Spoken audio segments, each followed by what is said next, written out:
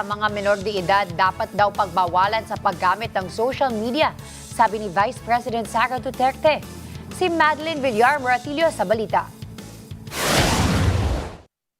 Kasunod ng insidente ng pamamaril sa loob mismo ng paaralan at ang sangkot ay mga kabataan, iginiit ni Vice President Sara Duterte na dapat magkaroon ng batas para sa regulasyon ng social media.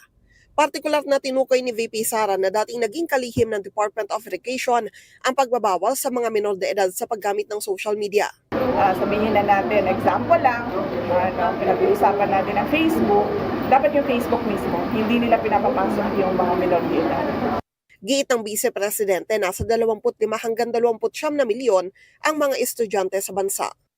Ang pagbaban kasi dapat nandito sa side ng provider no? So kung gagawa tayo ng batas, dapat ipagbawal natin doon sa mga platforms na mag-register yung mga minors doon sa kanila.